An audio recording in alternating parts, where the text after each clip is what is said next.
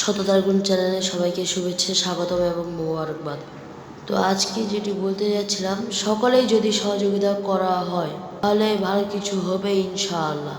তাহলে আমরা সবাই সরকারকে সহযোগিতা করি এবং শুভকামনা রইল। এবং সকলেই এই চ্যানেলটিকে লাইক, কমেন্ট, শেয়ার এবং ধন্যবাদ।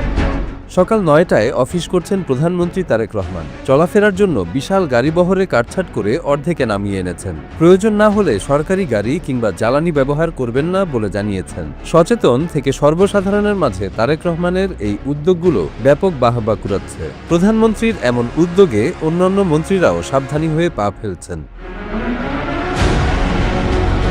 রাস্তা বন্ধ করে প্রধানমন্ত্রীর যাতায়াতেও লাগাম টেনেছেন তারেক রহমান। সাধারণ মানুষের সঙ্গেই যানজট আর সিগন্যাল মেনে চলছেন। সম্প্রতি রাষ্ট্রপতিকেও দেখা গেছে যানজটে সিগন্যাল মেনে চলতে। প্রধানমন্ত্রীর এমন প্রশংসনীয় কর্মকাণ্ড বেশ খানিকটা বেকায়দায় ফেলে দিয়েছে তার মন্ত্রিপরিষদের অনেক সদস্যকে। এমন কানাঘুষো চলছে খোদ সচিবালয়ে। আর মন্ত্রিপরিষদের সদস্যদের সার্বিক চলাফেরার দিকেও নজরদারি করছেন তার উপদেষ্টারা। এমন তথ্যও চাউর হয়েছে।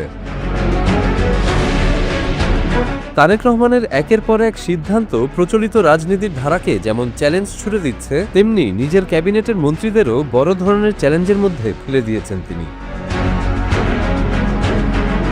জানা গেছে, প্রধানমন্ত্রী তার মন্ত্রিসভার সব সদস্যদের জন্য ১৮০ দিনের অর্থাৎ ৬ মাসের একটি আলটিমেটাম ঘোষণা করেছেন। সচিবালয়ের কানাকানিতে এই ৬ মাসকে বলা হচ্ছে পরীক্ষার মাস। অনেকেই বলছেন, তারেক রহমানের ঘোষিত এই পরীক্ষায় ফেল করলেই হারাতে হতে পারে মন্ত্রিত্ব।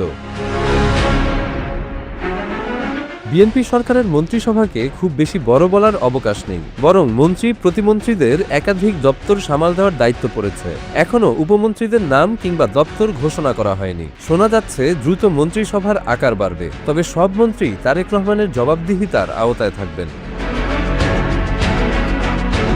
১৭ আগস্টের মধ্যে যারা মূল্যায়নে কার্যকর ফল দেখাতে পারবেন তারাই টিকবেন। অন্যদের হয় মন্ত্রণালয় বদল করে দেওয়া হবে, না হয় মন্ত্রিপরিষদের সদস্যপদ থেকেই সরিয়ে দেওয়া হবে। এমন খবরই বেশি উচ্চারিত হচ্ছে সচিবালয়ের আনাচে কানাচে।